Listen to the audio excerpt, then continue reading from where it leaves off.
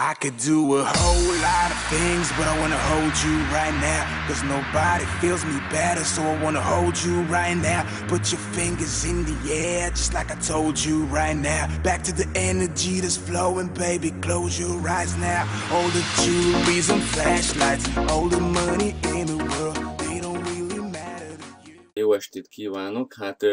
Egy kicsit ilyen debütáló műsorunk lesz ma, mert megmondom őszintén, nagyon sok ilyen adást már levezettem, hát számszakileg most összeszámoltam, több mint 500 fölött járunk, tehát ez elég jó kis. Még szerintem maga Friderikus Sándor sem vezetett ennyi dolgot, esetleg a Frey Tomi, de hát majd megkérdezzük tőlük élőben, nem sokára, remélem elfogadják a meghívásunkat.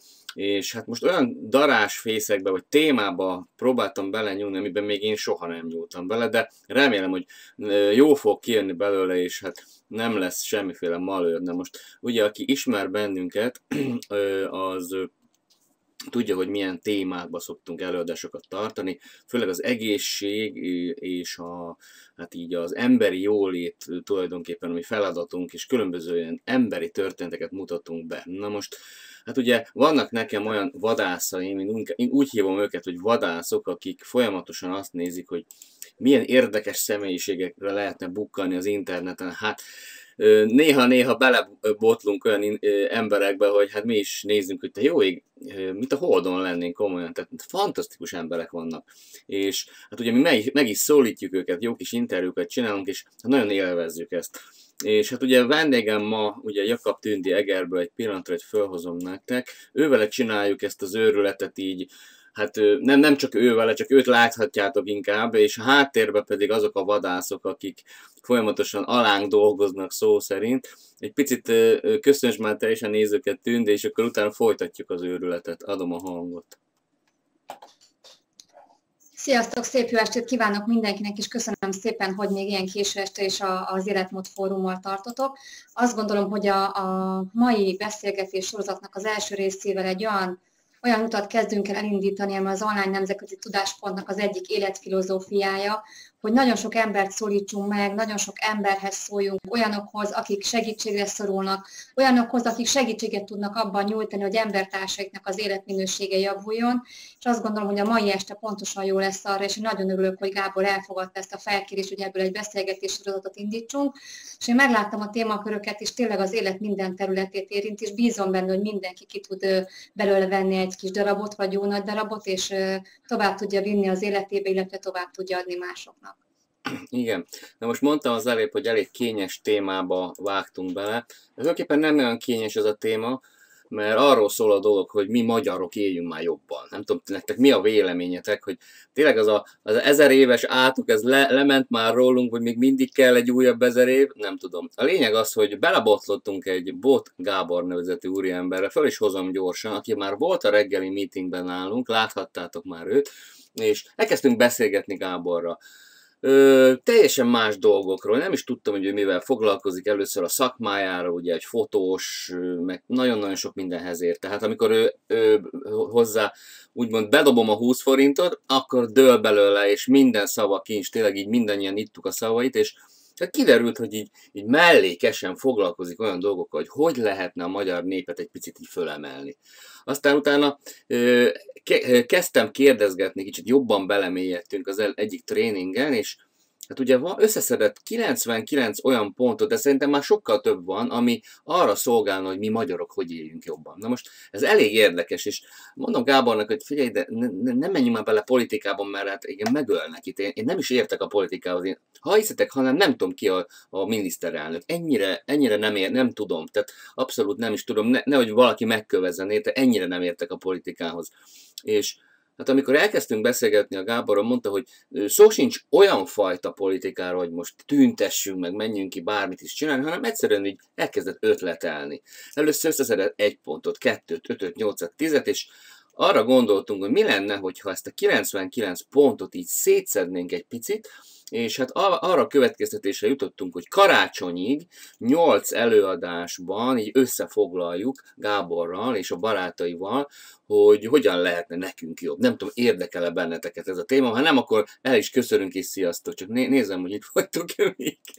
De komoly, tehát ez nem humor, ez tényleg olyan dolog, hogy érdemes megfogadni, és hogyha ez így itt érdekel benneteket, akár utána lehet itt kérdezni tőlünk, lehet majd lájkolni bennünket esetleg, és hát még gyorsan mondom, ez a reklám helye, hogy ugye megkaptuk a 8 kamerás termet, és a következő műsort már ott fogjuk tartani, tehát aki szeretne, részt tud venni interaktíve kamera jelenlétében, tud kérdezni, tehát tényleg azt szeretnénk, hogy ne csak így bújtatva, hanem hogy mi is adjuk a nevünket. Látjátok, engem is úgy hívnak, hogy online nemzetközi tudás.team, tehát teljesen adom a nevemet. Aki nem ismerne, egyébként Nyisztor Vilmos vagyok, de Gábor kiírta, és még a honlapjának a címét is kiírta, tehát bárki föl tud ide menni, és meg tudja nézni, hogy ki az a bot Gábor. Hát akkor én nem is töltöm tovább magammal a szót, Gábor, még egy picit így vezess már elő magadat, és akkor térjünk már rá az első fajta előadásra, ugye összeszedtünk egy pár pontot, és akkor belecsapunk. Körülbelül egy olyan jó 45-50 percet fogunk hozzátok beszélni, úgyhogy adom a szót nagy tisztelettel. Szia, Gábor! No, hát sok szeretettel köszöntök mindenkit én is, akkor én is kérek szépen egy 5-öst, hogyha a hang rendben van, vagy szólj vissza, oké, rendben van. Tehát magamról annyit, most nem akarok arról beszélni, hogy mit csináltam az elmúlt 42 évben, de gyakorlatilag társadalmi ügyekkel, társadalmi kérdésekkel, így is nevezem magam részben, hogy társadalmi aktivista vagyok. 4-5 éve foglalkozom, az emberiség.hu-t azt kb. 3 éve találtam ki, és gyakorlatilag azóta szerkeztem. És mindig is foglalkoztatott az, hogy hogyan lehetne, vagy hogyan kellene ebbe az országban, milyen szabályok szerint kellene élni. Ugye a legtöbb ember, akik még annyira foglalkoznak a politikával, hogy valamilyen aktivitást vállalnak, tehát a legtöbb ember az kimegy különböző tüntetésekre, és hol ide, hol oda csapódva, vagy tudatosan menve, hol az egyik oldalhoz, hol a másik oldalhoz skandálja a különböző jelszavakat, és persze tisztelet a kivételnek. De én magam is rengeteg ilyen megmozdulásra elmentem, tudósítottam róluk, fölvettem, néztem, hogy miről szól a történet, és azt láttam, hogy a legtöbb ember gyakorlatilag valami ellen van mindig, tehát, és nem igazán tudja, hogy mit is szeretne helyette. És akkor én mivel eléggé gyakorlatias ember vagyok, azt gondoltam, hogy ez, igen, látom, hogy ez az, ami nem működik, ez valóban így van, hogy először is ki kellene találnunk, hogy mit szeretnénk ahelyett, ami most van. És akkor először összegyűjtöttem 19 pontot, aztán ezt tovább bővítettük egy kisebb csapattal agyalva, és végül is 99 pont lett belőle valóban. Ez a 99 pont, ezek most kérdések formájában vannak elsősorban, de gyakorlatilag ez a 99 pont, ez lefedi az élet valamennyi területét. Ugye azért találtunk ki 8 adást, mert én 8 területre bontottam föl ezeket a területeket, és azt mondtam, hogy 8 külön adásban lehetne ezekről beszélni. Nem tudom, hogy itt a nézők között vannak-e olyanok, akik már az emberiség.hu-n találkoztak-e ezzel a 90 ponttal, vagy sem, de gyakorlatilag én úgy gondolom, hogy úgy tudnánk ezen végig menni, hogy most itt az adás első, aztán erősíts meg abban, hogy akkor ez így legyen-e. Tehát, hogy az első témakörünk az gyakorlatilag 38 pontból áll, tehát majdnem, hogy az egyharmadát lefedi. 38, jól láttam? Nem, 18, bocsánat, 18 pontból áll, tehát ennyit fed le. Tehát én ezeket elmondanám, és hozzáfűzném a magam gondolatait, próbálom ezt 15 percben megtenni, és utána a következő fél óra, 3 órában pedig akkor a nézőktől várnám azt, hogy bontsunk ki egy-két témát, vagy kérdezzenek, hogyha valami nem világos. Ugye erre többször is kísérletet tettem már egyébként, hogy a 99 pontra így reagáljanak emberek, és elég élénk eszmecsere alakult ki az interneten ezekkel kapcsolatban, de most így, hogy interaktív módon tehetjük meg ezt, szerintem ez sokkal hatékonyabb, úgyhogy ezúton is először is megköszönném az online nemzetközi tudás.teamnek, hogy ezt a dolgot létrehozta. Itt kölcsönösen udvariaskodunk, ti megköszöntétek, hogy elvállaltam a felkérést, én meg nagyon megköszönöm, hogy felkértetek, és hogy hangot adhatok ezeknek a dolgoknak. Nem tudom, akkor vágjunk bele az első témakörbe, vagy egy picit vezessen föl? Jó. Ugye, ugye a 8 témakör, az első témakör az állam, megyerendszer, önkormányzatok, közigazgatás, igazságszolgáltatás, demokrácia, pártok kérdésével, képviselet, népképviselet kérdésével foglalkozik. Következő lesz a gazdaság, aztán lesz vidék, föld, egészségügy, nem sorolom végig a 8 témakört. Én próbáltam úgy fontossági sorrendben is rakni ezeket egymás utánba, bár mindegyik egyenként is nagyon fontos, hogy tényleg ez egy valamilyen rendszert alkosson. Az államigazgatással kapcsolatos kérdések témakörében ugye 18 pont fért bele eddig, de hát nyilvánvaló, hogyha jönnek hozzá különböző ötletek, akkor ez bővülhet. Úgyhogy én elmondanám ezt a 18 pontot, 18 kérdést, ami ezt akarja, és utána majd várom rá a reakciókat. Ugye már 10 perc el is telt az adásidőből, tehát durván 50 percünk van még hátra, úgyhogy akkor nem is húznám tovább az időt. No, és akkor a kérdés mellé is teszem azt, hogy én miért gondolom ezt, és mit gondolok erről. Az első az, hogy felülvizsgálnád-e a jelenlegi államforma létrejöttének törvényszerűségét. Ez már kapásból mindenkiben úristen megáll az ütő, hogyha nem foglalkozik politikával, vagy hasonlóan gondolkodik. Én azt gondolom, hogy erre azért van szükség, mert gyakorlatilag az utóbbi 2 államformánk, tehát gondolok itt a népköztársaságra és utána a kikiáltott köztársaságra, mindkét államforma úgy jött létre ebben az országban, hogy megszállt ország voltunk. Tehát amikor ugye 1945-ben, 46-ban, nem tudom mikor kikiáltották a népköztársaságot, akkor itt a szovjet csapatok elég keményen állomásoztak, tehát nem egy független országról beszélünk, ahol ez kikiáltásra került. 1989. október 23-án, amikor azt hiszem Szűrös Mátyás volt az, aki kikiáltotta a Magyar Köztársaságot, akkor szintén nem egy független államban éltünk, hiszen az utolsó szovjet katona 1991-ben hagyta el az országot. Tehát egy megszállt országban történt a kikiáltása ennek a köztársaságnak. És ugye én azt mondom, hogy ezt jogilag mindenképpen meg kell vizsgálni, hogy ezek az államformák, amik létrejöttek az utóbbi időben, ezek törvényszerűek-e, mennyiben törvényszerűek, illetve ha kiderül az, hogy hát igen, a törvényszerűségéhez kétség férhet, akkor hogyan lépjünk tovább ebből a dologból. Én mindenképpen a közvetlen részvételi demokrácia híve vagyok, és azt gondolom, hogy miután ennek a felülvizsgálata megtörténik mondjuk egy új rendszerben, egy új vezetőség alatt, akkor mindenképpen talán népszavazást kellene kiírni arról, hogy az emberek valójában milyen államformában szeretnének élni. Ugye sokan előjönnek azzal, hogy úristen, biztos királyságot akarunk, meg mit, nem tudom. Tehát nem lehet tudni azt, hogy az emberek többsége mit akar, hiszen a népköztársaság kikiáltásánál nem volt lehetőség arra, hogy beleszóljanak az emberek, illetve a köztársaság kikiáltása sem úgy történt, hogy népszavazást írtak ki, hogy na most akartok-e köztársaságban élni. Na mindegy, megyek is tovább, mert hogy haladjunk a kérdéseket. Tehát azt gondolom, hogy ennek az államformának a létrejöttének a törvényszerűségét mindenképpen jogi szempontból és demokrácia szempontjából meg kell vizsgálni. Második pont az, hogy átalakítanád-e a jelenlegi országgyűlést kétkamarás parlamentre, amely egyik részében a területi képviselők, tehát nem a pártok jelöltjei, másik részében a civil szervezetek, szakmai szervezetek, határon túli magyarok, magyarországi kisebbségek kapnának képviseletet.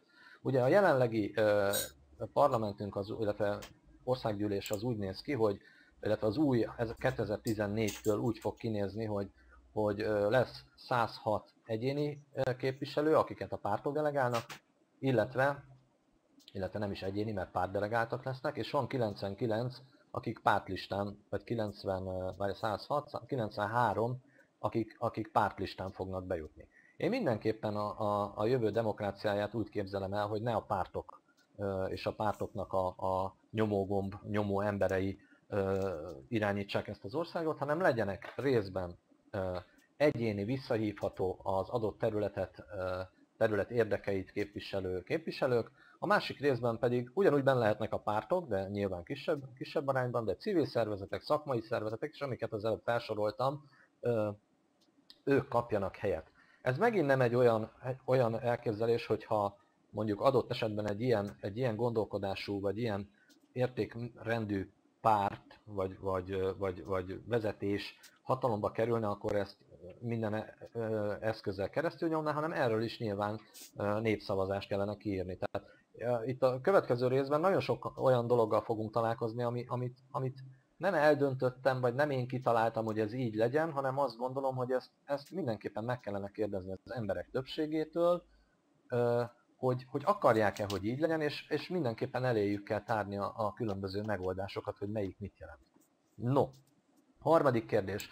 Eltörölni de a képviselők mentelmi jogát. Szerintem ez egyértelmű, nem csak Magyarországon, van egy pár olyan demokratikusan jól működő ország a világban, ahol a képviselőknek nincs mentelmi joguk. És azt gondolom, hogy ezzel tovább is léphetünk, tehát ezzel nincs mit vitatkozni. Negyedik. Megszüntetné de az országgyűlési képviselők minden egyéb tevékenységének lehetőségét, amely elvonja a figyelmüket hivatali dolgaiktól. Álláshalmozás. Ugye erre a jelenlegi rendszerben is van már kísérlet, de azért még mindig látjuk azt, hogy vannak olyan polgármesterek, akik egyszerre polgármesterek, különböző szervezetnek a vezetői, különböző cégekben vannak érdekeltségei vezetők, különböző, és amellett még országgyűlési képviselők. Tehát én azt gondolom, hogy egy-egy ilyen feladat már önmagában egy embert kíván. Lehetetlenségnek tartom azt, hogy valaki polgármester is legyen, különböző cégeknek a vezetője is legyen, és még az országgyűlési képviseletet is, az adott területnek a képviseletét maradéktalanul el tudja látni. Tehát én ezt mindenképpen így látom. Ötödik. Támogatnád el, hogy a szaktárcák irányítása és működése ne pártpolitikai, hanem szigorúan széleskörű szakmai alapokon nyugodjék. Pontosabban, a szaktárcák vezetését és a követendő irányvonalát nem a kormány határozná meg, hanem az adott terület szervezetei maguk közül választanának vezetőket, maguk határoznák meg az irányvonalat és nyújtanák be a képviselőknek elbírálásra. Na most a jelenlegi rendszerünkben is az egész történet úgy működik, hogy mondjuk van egy adott párt, amelyik indul a választáson és megmondja azt, hogy én ezen és ezen a területen ezt és ezt szeretném csinálni, jó esetben aztán vagy megcsinálja, vagy nem, de inkább azt látjuk, hogy nem, és különböző ígéretek vannak, aztán abból nem teljesül semmilyen.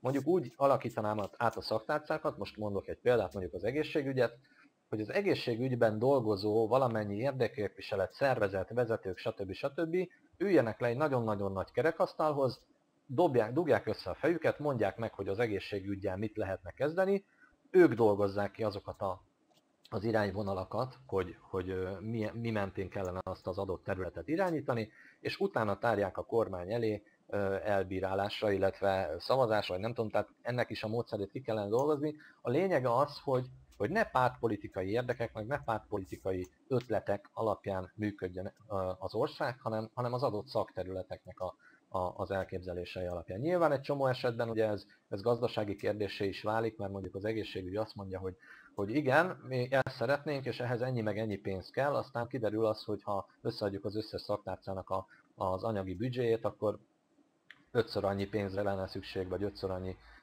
értékre, mint amennyi van valójában, tehát mindenhol faragni kell majd a történetből, de akkor is ezt egy jobb megoldásnak és egy jobb módszernek tartanám, hogyha a szaktárcák azok így működnének. Lényeg az, hogy a pártpolitikai kérdéseket, meg a pártnak a különböző pártoknak az akaratát ki kellene vonni ebből a területből. 6. pont. Támogatnád-e a közintézmények, minisztériumok, kórházak, iskolák teljes körű átláthatóságát minden téren, valamennyi pénzügyi és egyéb döntés közérthető megjelenítését az interneten. Tehát ez alatt azt értem, hogy gyakorlatilag az az üvegzseb program, amit meghirdettek, aztán mégsem lett az, mondjuk a közintézmények meg a különböző minisztériumok területén, ez váljon azzá. Tehát minden információ gyakorlatilag kerüljön föl az internetre. Tudom, erre azt mondják sokan, hogy nemzetbiztonsági kérdést vett föl, stb. Nyilvánvaló, hogy ezeket meg kell vizsgálni, de azt gondolom, hogy sokkal nagyobb átláthatóságot kellene biztosítani, különösen például a közbeszerzések tekintetében, tehát hogy ne az legyen, hogy különböző haveri köröknek, különböző cégeknek juttatják az ilyen közpénzeket, az valójában oda kerüljön, és akkor, hogy ne legyen annyira a nyers, itt ezzel kapcsolatban egyébként egy nagyon jó viccet is olvastam az interneten, hogyha megengeditek, akkor azt el is mondom. Van egy megrendelő, és egy egy munkát szeretne elvégeztetni, és hát bekér az amerikaitól, a némettől, meg a magyartól egy árajánlatot az adott projektre, hogy mennyiért csinálnák meg. Jön az amerikai, megy, szoroz, fölméri a helyzetet, és azt mondja, hogy hát én megcsinálom, mit tudom én, 70 millió euróért. Jó, jön a német, az is fölméri a helyzetet, szoroz, azt mondja, hogy hát én megcsinálom 50 millió euróért. Jön a magyar, nem néz semmit, nem oszt, nem szoroz, azt mondja, hogy így hasra jut, azt mondja, én megcsinálom 250 millió euróért. És akkor az ember az maga normális, hát most hallotta, hogy az amerikaiak 70, a németek meg 50 millióért megcsinálják. Nem gond, 100 millió a magája, 100 millió az enyém, a munkával meg megbízzuk a németeket. Szóval ez a hozzáállás van ma Magyarországon, ugye szomorú vicc, de tényleg így van, hogy ez a hozzáállás van Magyarországon, nem hiába itt épül a legdrágább autópálya, a legdrágább metró, most ugye a legutóbbi vasúti felújítás kapcsán hallottam azt, aztán ez is persze kérdés, hogy mennyire igaz, de ha már így felvetődik, meg kiszámolták, akkor elképzelhető, hogy ugye Szajol és Püspökladány között azt hiszem felújítják a vasúti pályát, és valahol kiszámolták valamelyik weboldalnál, hogy abból a pénzből, amiből ez a vasúti felújítás történik, abból a pénzből ezen a 67 kilométeres szakaszon végig luxus lakásokat lehetne építeni. Tehát azért ez azért mindent elmond. Jó, de ne is menjünk bele ennyire a napi politikába, hiszen nem erről nem ez a lényeg, hanem menjünk tovább a pontokon. Tehát a 6. pontnál tartottam, hogy a közintézmények, minisztériumok, meg mindennek a költségvetését valamilyen szinten nagyon-nagyon átláthatóvá kellene tenni. Támogatnád, a 7. támogatnád-e valamennyi korábbi titkosítás szigorú átvizsgálását és esetleges feloldását közbeszerzések, privatizációk és egyéb területeken? Hát ez is nagy kérdés, ugye, mert pontosan az elmúlt 25, meg az elmúlt 45, meg mit tudom én hány évnek a privatizációs botrányaitól elkezdve a különböző közbeszerzéseken keresztül, ugye olyan kérdések vetődnek föl, hogy látjuk azt, hogy ezt ennyi évre, azt annyi évre, azt amannyi évre titkosították. Most pont nemrég olvastam, hogy nem csak ilyen ügyekben, hanem itt volt ez a táncos Gábor, vagy nem tudom ki, aki állítólag meggyilkolt valakit, aztán kiderült, hogy mégse is felmentették, és állítólag 50 évre titkosították azt az anyagot, mert tudják, hogy ki az elkövető.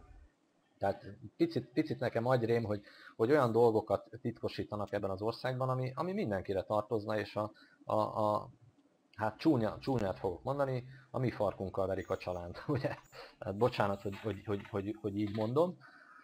Tehát lényeg az, hogy nagyon, nagyon meg kellene nézni azt, hogy minden olyan dolgot, amit titkosítottak az elmúlt években, azokat átvizsgálni, és minél több dolgot nyilvánosságra hozni ezekből. 8. kérdés, támogatnád-e az áttérést a képviseleti demokráciáról a közvetlen részvételi demokráciára? Tehát a népszavazás intézmények kiszélesítésével és folyamatos alkalmazásával, az e-demokrácia folyamatos bevezetésével. Ugye ez az egyik kedvenc vesszőparipám, és ehhez föl is kell nőni a társadalomnak, hogy tudatosságban felelősséget tudjon, felelősséget akarjon, felelősséget merjen vállalni önmagáért. Ugye Svájcban szinte hetente vannak népszavazások különböző kérdésekben, mert ott mindenről a közvetlen részvételi demokrácia eszközeivel döntenek, de beszélhetnénk Izlandról is, ahol szintén ugyancsak így működik. Például a legutóbbi időben az alkotmányt is eléggé széles kör bevonásával írták újra Izlandon. Magyarországon ma az internet korában, amikor gyakorlatilag mindenkinek van már internet elérhetősége, illetve akinek nincs, azt meg lehet oldani, hogy ez elérhetővé váljék.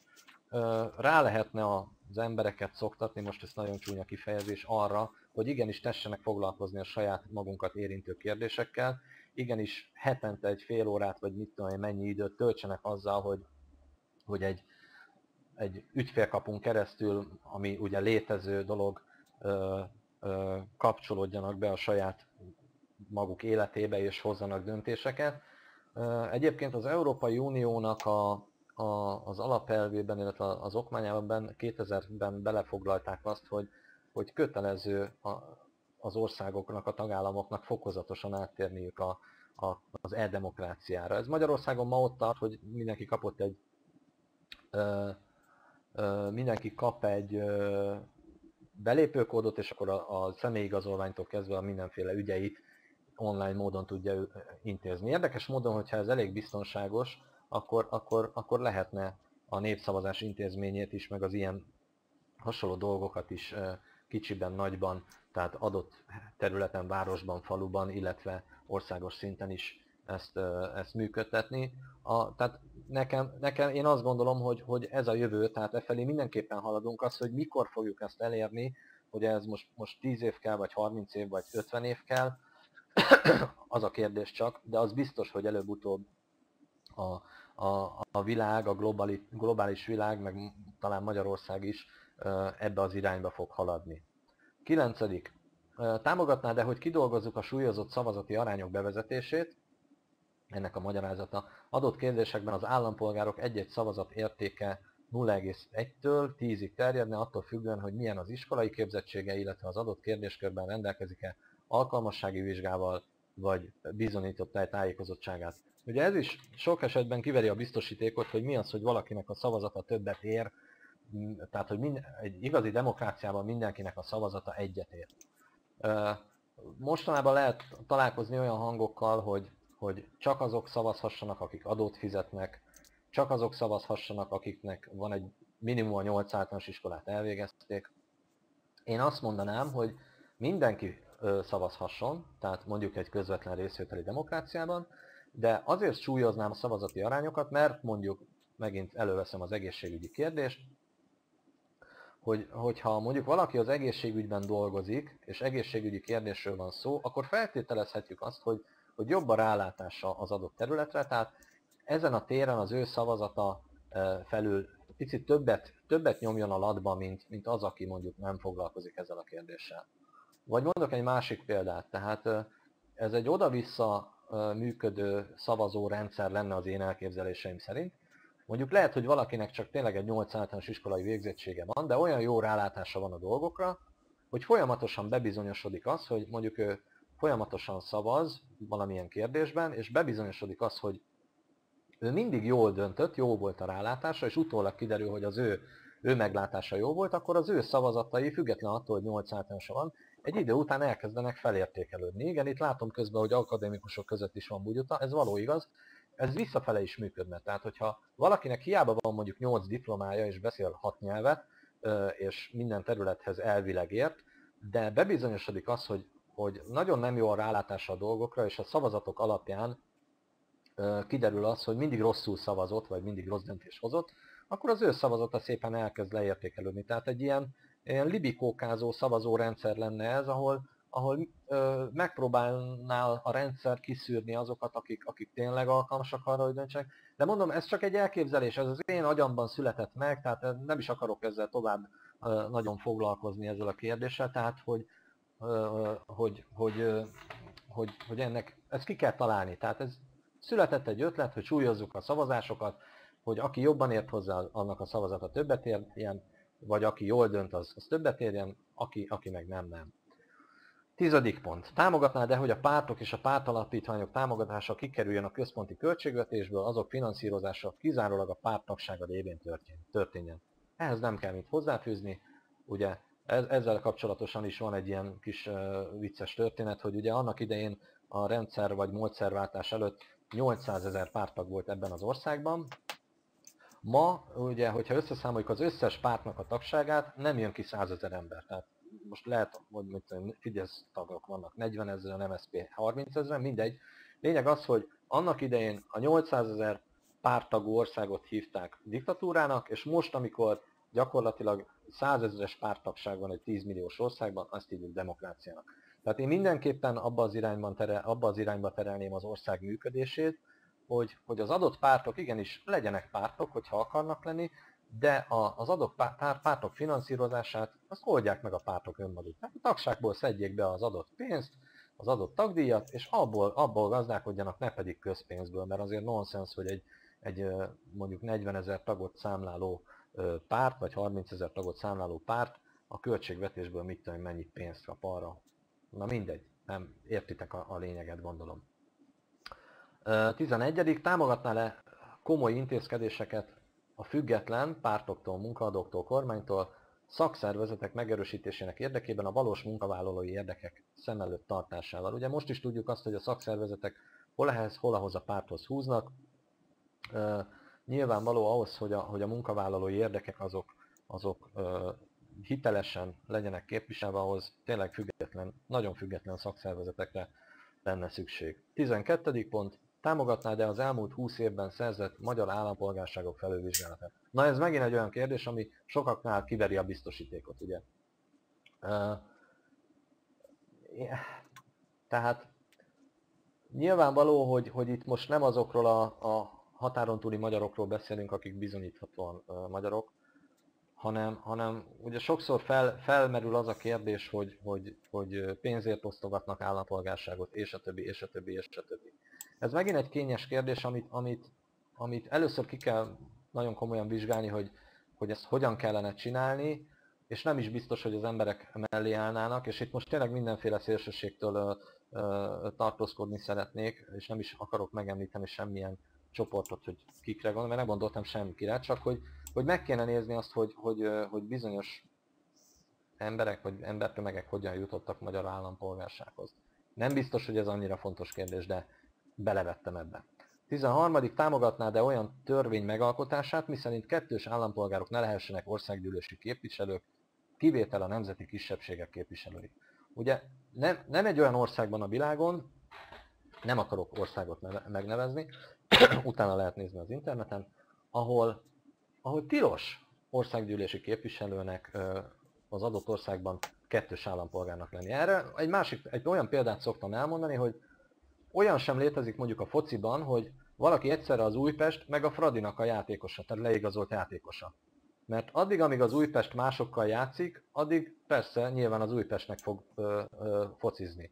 De abban a pillanatban, ha van egy Újpest-Fradi meccs, akkor már hogyan döntjük el, hogy mind a két csapatban leigazolt játékos éppen az adott mezben most kinek a javára játszik. Tehát ez egy egyszerű példa, ami szerintem érthető, és azt gondolom, hogy Magyarország, és tényleg nem akarok országokat megnevezni, mert nincs jelentősége, hiszen mondom, más országoknál is ez egy a demokráciában bevett dolog, hogy nem lehet más államnak a állampolgára egy országgyűlési képviselő. 14. kérdés. Támogatnád-e, hogy az országgyűlés törvényt alkosson arról, hogy az országgyűlési képviselőknek, azok közvetlen hozzátartozóinak, családtagjainak tilos legyen külföldi bankszámlával rendelkezniük, tilos legyen külföldi bankokban értéktárgyakat őrizniük, valamint ne rendelkezhessenek más országok értékpapírjaival sem. Ez nem az én ötletem volt. Én olvastam egy hírt, hogy Vladimir Putyin Oroszországban pontosan ezt a törvényt hozta meg. Hogy az Oroszországban a minisztereknek, nem tudom, hogy az ottani országgyűlési képviselőkre is vonatkozik ez a kérdés, de az ottani kormány tagjainak tilos más országokban bankszámlával és a többivel rendelkezniük. Tehát szerintem ez egy nagyon jó elképzelés, ezt is meg lehetne vizsgálni. Azt mondja, hogy 15. és lassan a végére érünk, mert látom, hogy már 19:33-ban. Támogatnád-e új alkotmány és új alaptörvény létrehozását az állampolgárok teljes bevonásával, Izland és Svájc mintájára? Ugye Izlandon úgy működött a 2008-as összeomlás után az alkotmány megalkotása, hogy 320 000 ember él azon a szigeten, és Izlandon a közvetlen részvételi demokráciának közel 1000 éves hagyománya van. Tehát ott nem egy új keletű dolog az, hogy az emberek beleszólnak nap mint nap a köznek a dolgaiba. És ott első körben azt hiszem kiválasztottak, bárki jelentkezhetett arra, hogy ő részt akar venni az alkotmánynak a megalkotásában. Első körben több száz ember, 700 valahány embert választottak ki, és utána került ki azok közül azt hiszem, hogy 25 különböző szavazások, meg különböző módszerekkel, akik valójában leülhettek egy asztalhoz, és akkor elkezdték ezt az alkotmányt létrehozni, de nem úgy, hogy a saját kútfejükre támaszkodtak, hanem interneten keresztül, meg mindenféle módszerek segítségével folyamatosan közvetítés volt, bekapcsolódhattak emberek, ötleteket mondhattak. Hát lényeg az, hogy gyökeresen más módszerrel írtak új alkotmányt Izlandon, mint ahogy Magyarországon ez megtörtént. Ugye Magyarországon tudjuk, hogy történt, egy párt kitalálta, megírta, keresztül nyomta, és ez lett az új alaptörvényünk, nem is alkotmányunk. De lényeg az, hogy vissza kellene térni a közvetlen részvételi demokrácia eszközeivel ahhoz a dologhoz, hogy itt tényleg az emberek dönthessenek maguk sorsáról, és az, hogyha kell, akkor tartson 3-4-5 évig egy új alkotmánynak a megalkotása, de ne egy párt írja ezt meg, ne egy kormány írja meg, ne egy szűk csoport írja meg, hanem mindenkinek a bevonásával történjen. 16. Támogatnád-e az elmúlt rendszer 1989 előtti és utáni politikusai, politikai funkcionáriusai és azok leszármazottai közéleti szerepvállalásának felülvizsgálatát? Ez megint azt a kérdést veti fel, ami ugye az 1989-90-es rendszerváltásnál elmaradt, hogy azok az emberek, akik annak idején különböző funkcionáriusai voltak az előző rendszernek, azok most vállalhassanak-e szerepet vagy sem. Észtországban, vagy nem tudom, valamelyik balti államban egyértelműen kipucolták, amikor a szovjet birodalom széthullott, akkor kipucolták a közéletből azokat az embereket, akik valamilyen módon részt vettek a korábbi rendszerben. Ez Magyarországon nem történt meg. Én azt gondolom, azért tart itt ez az ország, ahol tart. Úgyhogy ez nagyon kényes kérdés, de mindenképpen ezzel foglalkozni kell. 17. Támogatnád az önkormányzatok önállóságát a lehető legtöbb döntés helyben szülessen meg, a széleskörű önrendelkezés elveit figyelembe véve. Tehát nyilvánvaló, hogy Békés megyében, Vas megyében, meg mit tudom én, a Budapesten meghozott döntések azok nem mindig túl kedvezőek. Tehát arra fele kellene vinni ezt a közvetlen részvételi demokráciának az elveit, hogy minél jobban helyben szülessenek meg a döntések. És akkor utolsó kérdés, hogy támogatnád-e nemzetbiztonsági kockázatok figyelembevételével egy egységes nemzeti vagyonlátár, ami tartalmazza az ingatlanok, ipar, energetika, környezet, mezőgazdaság elkészítését és nyilvánosságra hozatalát. Tehát én azt gondolom, hogy tehát ugye ebben az országban 1990 előtt gyakorlatilag minden közös volt, tehát minden a közé volt. Aztán egyszer csak eltelt pár év, és minden átvándorolt magántulajdonba. Lehetne vizsgálni, sőt kell is majd vizsgálni, hogy ezek hogy történtek. De lényeg az, hogy jelen pillanatban nincs egy olyan nemzeti leltárunk, vagy nem tudok róla, mert fölmegyek az internetre, nem találkozom vele, ahol meg tudom nézni, hogy milyen területek vannak külföldi kézben, milyen érdekes, stb. Tehát én azt gondolom, hogy az, ami valamikor a miénk volt, tehát mindenkié, és most nem tudjuk, hogy kié, azt legalább tudjuk azt, hogy kié, és vizsgáljuk felül, hogy ez hogyan és milyen módszerekkel került az adott helyre. No, hát jól elment az idő, mert 37, ugye 27 percet beszéltem a 10 perces bevezető után, úgyhogy a maradék 20 percben, azt mondom, vagy 25 percben, akkor várnám a kérdéseket. Látom, hogy csak 35-en vagyunk, ehhez képest a reggeli meetingen tényleg 70-valányon voltunk, meg ahhoz képest tényleg, hogy ilyen több ezres közösségben behirdette, de nem baj, mert ugye felvétel készül, és bízunk benne, hogy a következőkön majd többen lesznek. No, tehát államadósság felülvizsgálat, tehát ez nyilvánvaló benne van, Tini kérdezi. Akar valaki valamit mondani, mert nehogy az legyen, hogy itt folyamatosan... Nyugodtan mondhatod, mert itt aztán záporoznak a kérdések. Látom a szád, hogy mozog, de nem hallom, hogy mit mondasz. Oké, elvettem véletlen a hangom. Tehát az a lényeg, záporoznak itt a kérdések, aztán nyugodtan, hogyha te tudod, hogy mind a kettőt, akkor oké. Nyugodtan nézheted. Jó.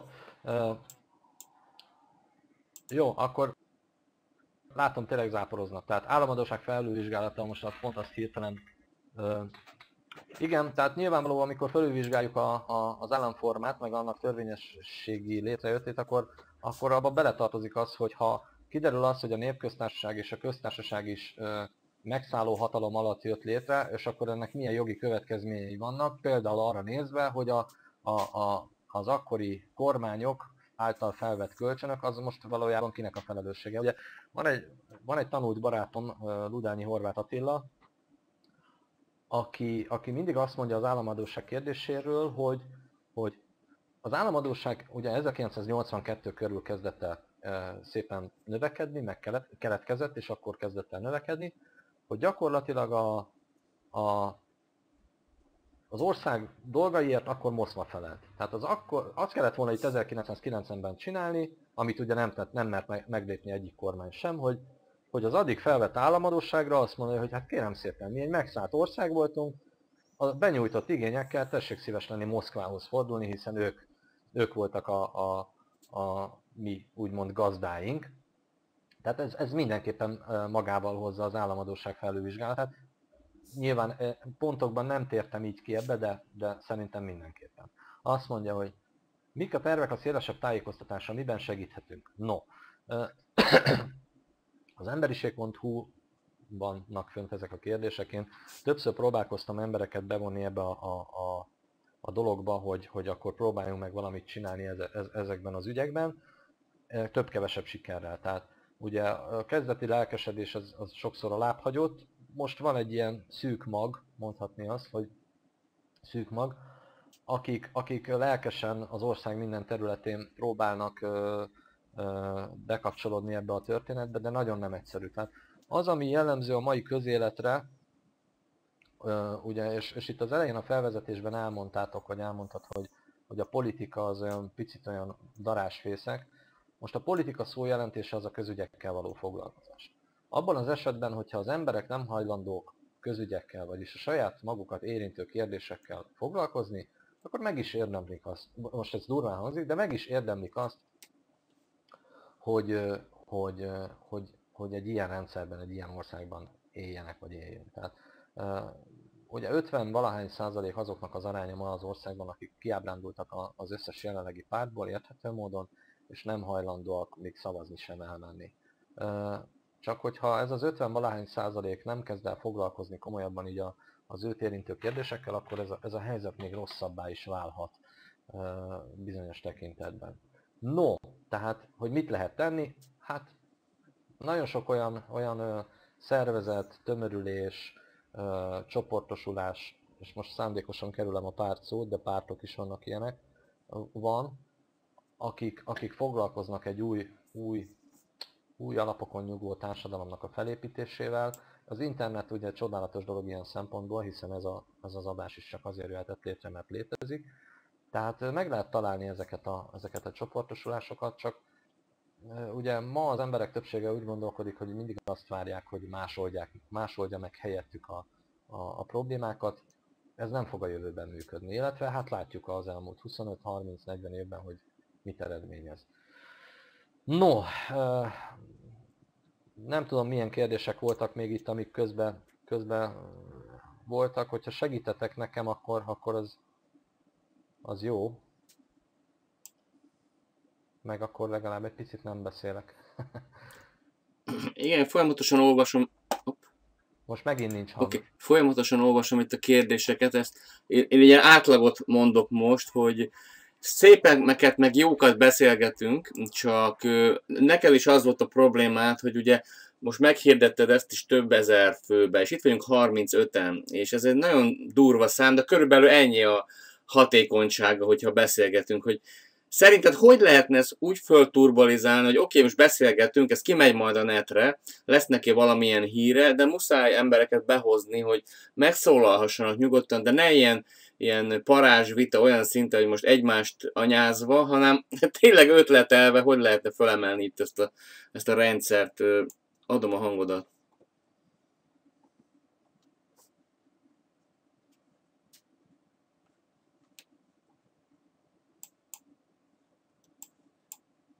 Olyan, mintha Gábor lefagyott volna. Lehet, hogy fagyos volt a kérdés. Ugye visszajön.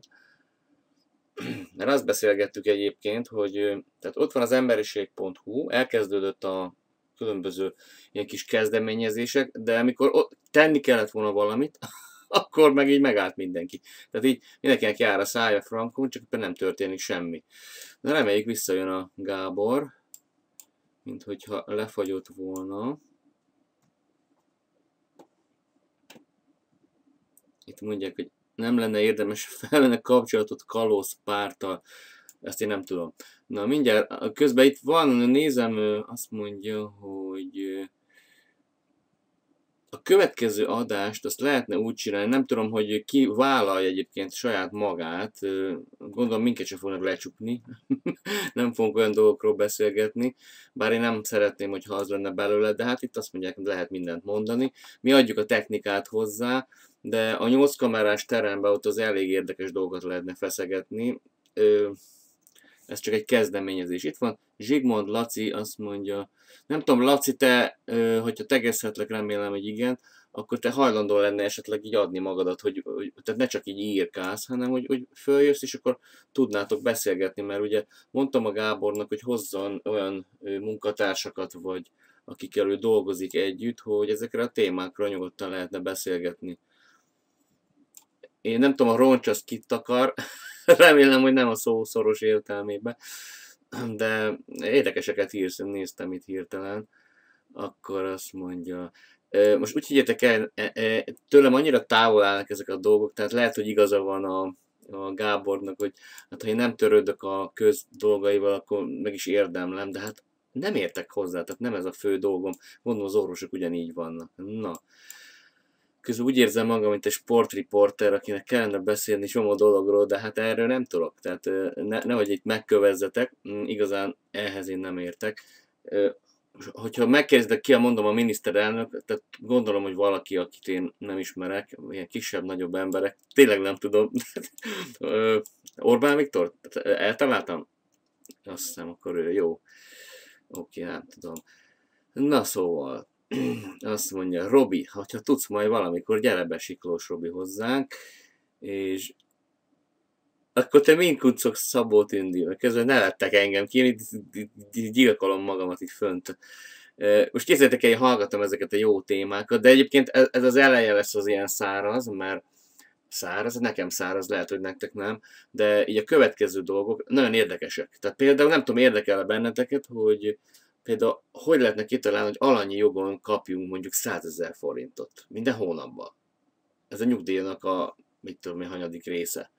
Tehát 100 000 forintot meg lehetne csinálni, ahogy a Gabival beszélgettünk, azt mondta, hogy simán, hogyha ezt így jó lenne tálalni, milyen jó lenne, ha 100 000 forintot kapnánk minden hónapban, csak azért, mert magyarok vagyunk. Hát az arabok kaphatnak 800 000 forint környéki dollárt, lehet, hogy keveset is mondtam. Nem? Vagy Svájcban is működik valami hasonló? Azért ez érdekes, nem? És pont most reklámozom magunkat, pont agyilag leggazdagabb nép ilyen keveset érne, tehát most nem elgondolkoztató ezen? De én ilyenekről tudok beszélgetni. Na, azt mondja, neked mi a véleményed erről, Tündérem? Hát bevallom őszintén, ebben is szinkronban vagyok a Willivel, mert maga a politikai terület egy kicsit távol áll tőlem, de hogy elolvastam az alapítványnak a többi pontját, azért lesz benne olyan dolog, amiről lehet hozzászólni, beszélni, benne lesz az egészségügy, az oktatás, a sport, és nagyon sok minden, ami mondjuk a következő generációkat is érinti. Tehát vannak dolgok, ami ugye mi már így 40 fölött túl vagyunk, és valószínűleg egy más életterület, életszakasz, de azért vannak gyermekeink, lesznek unokáink, és valamit azért tudunk nekik tenni, és úgy eszembe jutott, amikor a Gábor beszélt, hogy nagyon nehezen mozdulnak az emberek, és nagyon nehéz bármit is cselekvés szinten tenni nekünk embereknek, és összefogni, és valahonnan mindig elindul valami, az első lépés mindig megteszi valaki, ugye, ha azt veszitek, mennyi felfedezés volt a világban, mióta megszületett a világ, és mindig előre fejlődött ez a dolog, de mindig valakinek az elmében megszületett egy gondolat, és az beváltotta gyakorlati cselekvésbe, bárcsak a felfedezőktől kezdve a történelem át nagyon sok minden történt, és ha ez lehetőség az online tudáspont arra, hogy Gábornak és az emberiség.hu-nak ebben segítsünk, akkor első lépés lehetünk, és nagyon örülök, mert Gábor vissza is jött közbe hozzánk. Oké, fel is hozom vissza Gábort.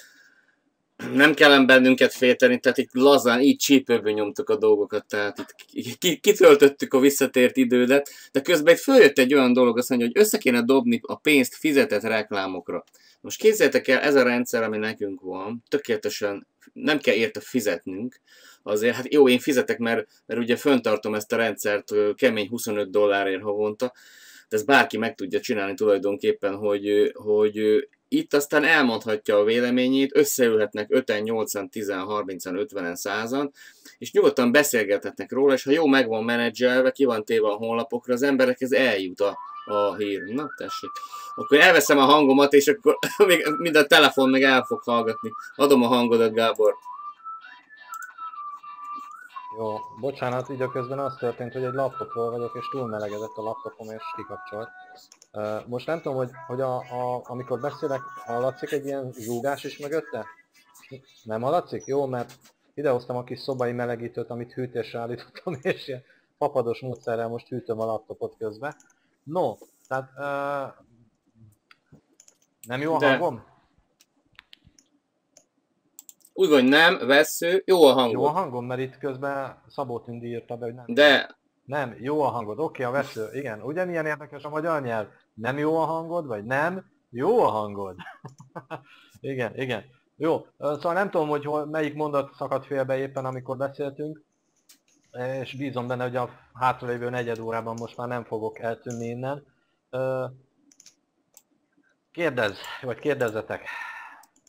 Tehát nyilván ezek annyira fajsúlyos kérdések egyenként is ez a 18, hogy mindegyik, még egyenként a kérdésekről is lehetne sokat beszélni. Tényleg az a kérdés, hogy az emberek többsége akar-e hajlandó felelősséget vállalni a saját sorsáért a közügyekben való részvételével. Én ezért csinálom az emberiség.hu oldalt, hogy ez történjen meg, és hogy egy tudatosodás menjen végbe a társadalomban, és ugye egészséges életmód fórum, ugye ezt mondtad az elején, hogy ettől eltér, nem tér el, mert a többi kérdésben, a többi pontokban majd látjuk azt, hogy mennyire az életmódhoz, az egészséghez kapcsolódnak mindazok a kérdések, amelyek tehát egy új rendszerben azt gondolom, hogy sokkal hatékonyabban tudnának teret kapni, hangsúlyt kapni. A rektor levele 4 döntő lehet. Igen, a rektor levelei miatt ugye kaptam hideget, meleget, főleg hideget. Ez egy sorozat. Jó gondolatokat ír le. Úgyhogy ennyi. Megoldható. Igen, szeretnél a 39 emberre? Mármint mi? Már nem értem a kérdést. Tehát mi az, ami megoldható? És kivitelezhető a 39? Hát, hogy úgy előre, most 39-en vagyunk itt bent, és ugye most 39-en, vagy most már 40-en beszélgetünk ezekről a dolgokról, és hát mit tud tenni most 40 ember, hogy ebből valami történjen? Az emberiség.hu-n én csináltam egy kérdőívet annak idején, és 160-an töltötték ki, és akkor úgy nézett ki, hogy a 160 ember gyakorlatilag hajlandó arra, hogy vagy támogasson olyan kezdeményezést, ami véghez viheti ennek a 99 pontnak a megvalósulását, vagy pedig maga is szerepet vállalna abban, hogy ez aktívabban működjön, vagyis lefordítom magyarra, tehát vagy támogatna olyan pártot és olyan képviselőrendszert, akik ezt zászlajukra tűzik, vagy maga is vállalna országgyűlési képviselői posztot ebben a kérdésben. Aztán a felmérés alapján kijött az, hogy gyakorlatilag a 106 választókörzetből 60-ban, 62-ben már jelen tudnánk lenni, csak amikor arról volt szó, hogy na oké, akkor ez a 62 választókörzet ez mutatkozzon meg és kezdjünk el dolgozni, akkor már nagyon lemorzsolódtak az emberek. Most valahol a levegőben lebeg ez a történet, és ezt az adást részben azért is csináljuk, hogy hát egy pici vérfrissítést kap ez a történet, és akkor előbbre tudunk jutni. Nyilvánvaló, hogy nem most az adásban fogjuk ezt a kérdést megoldani, mert ebből ugye készül majd egy videó, ami fölkerül, és reményeink szerint majd nagyon-nagyon sokan meg fogják nézni, és az eredményezheti azt, hogy a további adásokban majd még többen kapcsolódjanak be. Hát én próbálok majd ebben tovább lépni az emberiség.hu oldalon keresztül, meg nyilván a tudás.in is, amennyire bele akar ebbe a történetbe kapcsolódni, a ti segítségeteket is kérem majd ebben a kérdésben. Itt írják, hogy azt mondja, hogy ez igen. Politikáról vagy konkrét megoldásokról szól. Hát ugye az felsorolt 18 pont A felsorolt 18 pont azért elég konkrét pontok, amik arról szólnak, hogy miket kellene csinálni. Nyilván az első kérdéskör ez az államigazgatást vette górcső alá, a gazdasági kérdések, meg az egyéb kérdések azok szintén ilyen gyakorlati kérdések lesznek. Itt felkerült az, hogy a feltétel nélküli alapjövedelem, ez gazdasági kérdés, erről fogunk beszélni a következő adásokban. Kalózpárt, igen, kalózpárttal is kapcsolatban vagyok, tehát többször leültünk beszélgetni, egyéb szervezetekkel is tárgyalgatok. Látok arra lehetőséget, hogyha ezek a szervezetek valamilyen szinten összefognak, akkor lehet valamilyen eredményt elérni. Jó, azt mondja, hogy mondjatok még kérdést. Igen, így van, pontosan. Tehát ha a társadalom létezését új alapon képzeljük el, akkor az irányítást is más alapon látjuk megvalósíthatónak. Nyilvánvaló, tehát ugye sokszor hangoztattam már a közvetlen részvételi demokrácia eszközét. Én azt gondolom, hogy azok a kérdéskörök, azok a pontok, amiket itt felsoroltam, ezek bizonyos tekintetben csak egy átmeneti állapotot tükröznek, mert ennél sokkal többre vagyunk képesek, és itt próbáltam úgy okoskodni, hogy ez magyarországi viszonylatról beszéljünk, mert ugye itt a saját házunk táján tudunk sepregetni. Azért a világra vonatkoztatva is rengeteg olyan elképzelés van globális szinten, ami tehát teljesen új. Én azt gondolom, hogy az emberiség viszonylatában, nem hiába emberiség.hu ugye az oldal, tehát az emberiség viszonylatában kellene új irányba elindulni, mert bebizonyosodott az elmúlt években, évtizedekben, évszázadokban, hogy az az irány, amerre haladunk, az nem vezet sehova. Úgyhogy igen, gondolkodj globálisan, cselekedj lokálisan, pontosan. Tehát mi itt magunk tudunk valamit tenni, aztán, hogy ez mennyire lesz exportálható, mennyire lesz jó példa. Ezekről is fogunk beszélni, például amikor a külügyekről, meg a külügyminisztérium, az a környező országokkal való kapcsolatról lévő gondolatokat vesszük elő, akkor azokból ki fog derülni, hogy igen, vezet valahova, csak így haladunk, nem sokan fogják azt látni. Igen. Hát igen. Tehát egyébként, hogy mit tehet ez a 40 ember? Tehát ugye nagyon ismert sokat. pártvezérünk és emberünk mindig mondogatta azt, hogy hozd magaddal még egy embert. No most, hogyha csak ez a 40 ember elkezdi terjeszteni, és mindenki csak 50 embert hoz, az már 200 ember, és hogyha azok is hoznak 5 embert, akkor hát lehet számolgatni, hogy hogyan tudna ez a dolog terjedni. Ugye? Jönnek ám itt érdekes. Trianonnal kapcsolatban mi az álláspont? Ez is a külügyi kérdésekhez, azt hiszem a 7. vagy a 8. témakörünk lesz. Én nem vagyok revizionista, tehát én nem szeretném azt, hogy Magyarország Nagy Magyarország legyen, de az sem, tehát székelyföldi példa, kint voltam vasárnap a Székely autonómia megmozduláson, készítettem is róla egy filmet. Én azt gondolom például a Székelyföld esetében, hogy ne Bukarest irányítsa, de ne is Budapest. Tehát a kis közösségeknek maguknak kell a sorsuk fölött dönteniük. Tehát én abszolút abban hiszek, hogy a helyi döntések azok helyben szülessenek meg, és a helyi közösségek magukat irányítsák. Tehát ennyi. Hogyan tudnám visszacsábítani a kivándoroltakat? Hát nyilvánvaló, hogyha abból a 99 pontból, aki olvasta és látja, az megvalósulna, akkor nagyon sokan visszajönnének. Én azt gondolom. Én is visszajöttem. Magyarországon lakok el. Én igen. Igen, de nem biztos, hogy sokáig egyébként, mert terve van véve egyébként, hogy Székelyföldre költözünk a párommal. 2 millió családot kellene az önellátásba visszavinni. Pontosan így gondolom én is. Erről is fogunk beszélni, amikor beszélünk az Anasztázia példáról, az oroszországi példáról, ahol ugye Oroszországban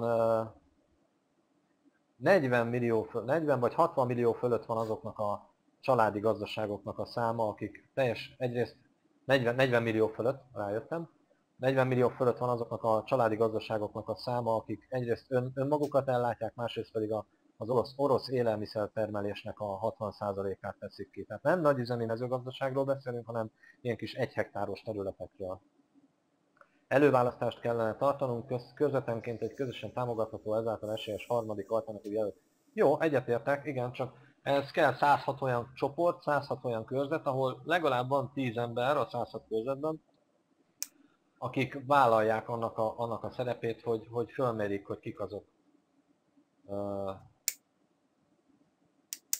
Igen, jó, békében akkor vagyunk függetlenek, ha önellátók vagyunk. Egyetértek ezzel, tehát mindenképpen az országnak az önellátását azt vissza kell állítani. Élelmiszer tekintetében, energia tekintetében ragyogó szakembereink vannak, nem hiszem, hogy ez problémát jelentene, bár én azért gondolkodom abban, vagy álmodom arról, hogy itt nem zárkózunk be, és a környező országok is bekapcsolódnak majd ezekbe a történésekben, mert vannak jó elképzelések.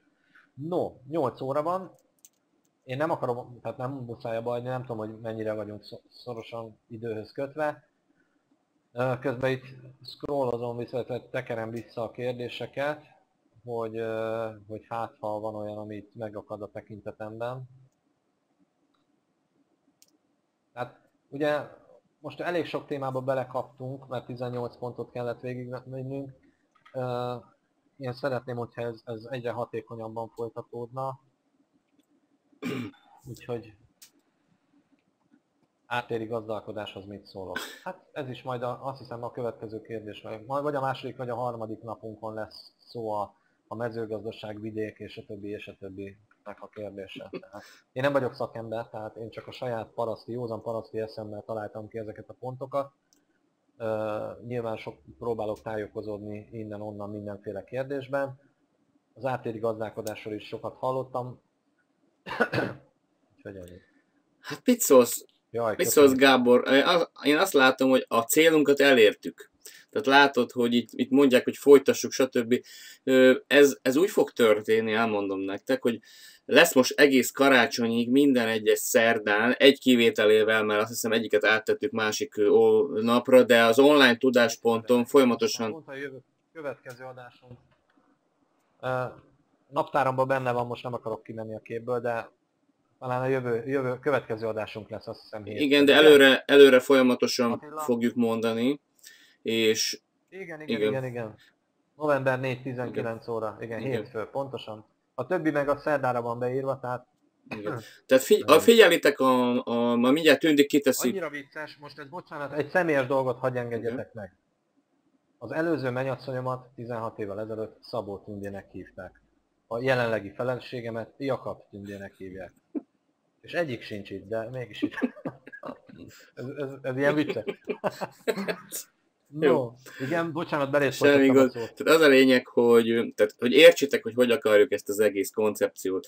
Van a maga az online tudáspont, aminek különböző témái vannak. Na most ezen belül lesz egy olyan téma, amit most hallottatok, ez teljesen eltér az eddigiektől, és ezt ugye majd Gábor fogja vezetni, meg mindig valakit ide hívunk, aki még jobban ért hozzá, tehát egy folyamatos ilyen kis ötletelés folyik majd a 8 kamerás tervünkbe. Na most a 8 adást fölvesszük, és utána lehetőség van arra, hogy akár egy ilyen saját csatornát indítsunk el, ami utána bármire képes. Tehát hihetetlen a médiának a hatalma, vagy ha belegondoltok, hogy most itt vagyunk 39-40-en durván, de hogyha ez folyamatosan megy, a Frédi Bénit is először csak ketten nézték, csak mondom nektek, utána milyen sokan. Tehát, hogyha ez folyamatosan megy, és tudják, hogy van Gábornak egy ilyen csatorna, ahol be lehet menni, ott van az emberiség húval összekapcsoljuk, és itt csak annyi kell, hogy lájkolni kell az oldalakat, ez minden vírus úgy megy, és mindenki hozzáadja a saját ötletét. Itt komoly dolgokat lehet elérni, nem is gondolnátok milyen komoly dolgokat, tehát itt azért elég parázsba nyúltunk, de ez a cél, hogy hát végre már vegyük már mi kézbe itt a dolgokat, ne mástól függjünk, de én ebbe bele nem akarok most hirtelen menni. Hát ennyi lett volna ma. Visszaadom egy pillanatra a szót, Gábor. Annyi, hogy itt rögzíteni kellene a felmerült ötleteket. Nyilvánvaló, hogy az adás kikerül videóként, és amellé kommentekbe meg mindenféle dologgal majd oda lehet írni az ötleteket, és ezt el is várjuk. És az, hogy a Frédi Bénit ketten nézték, ez való igaz. Pontosan az Erős Győzővel csináltunk egy előadást, ahol 40-50 ember volt jelen, mert fizikailag annyi tudott jelenni. Viszont 6000-en nézték meg azóta az adást, mert fölvettük videóra az interneten. Tehát én is abban bízom, hogy oké, most vagyunk 40-en, de többet számítottam én is, de nem vagyok elkeseredve, mert nincs baj. Folytatjuk. Ez a biztos, folytatjuk, végigcsináljuk, meglátjuk, hogy mi lesz belőle. Különben is tele vagyunk véve tündékkel, baj nem lehet. Kész, ennyi. Oké, sziasztok, akkor elköszönünk. Itt volt velünk Fehér Atesz, csak hogy tudjátok, ő találta nekünk Gábort. Itt volt velünk fogadott édesanyám Ependoárné Magdika, aki nem lehet nélkülem, nem is engedett volna ide föl, hogyha ő nincs egyébként, elmondom nektek. Itt volt velünk Jakab Tündi. És természetesen Gábor, akkor jövő hétfőn folytatjuk, gyertek, figyeljétek az online tudáspontot, és ezt a videót majd lájkod már be, vagy tedd már be a linkjét majd az emberiség.hu-hoz, hogy ott is megtalálják majd. Persze, hát ez kint lesz folyamatosan, és ezzel fogjuk a következő adást is meghirdetni, úgyhogy ez egyértelmű. Úgyhogy köszönöm szépen én is mindenkinek, hogy itt volt, aki hozzászólt, mindenki hozzon magával még egy embert. Oké. Vagy 2 vagy 5 vagy 10. Szuper. Szeretettel várunk mindenkit, és köszönöm az online nemzetközi tudáspont-teamnek, hogy ezt létrehozta. Sziasztok, holnap ne felejtjétek, reggeli meeting, gyertek!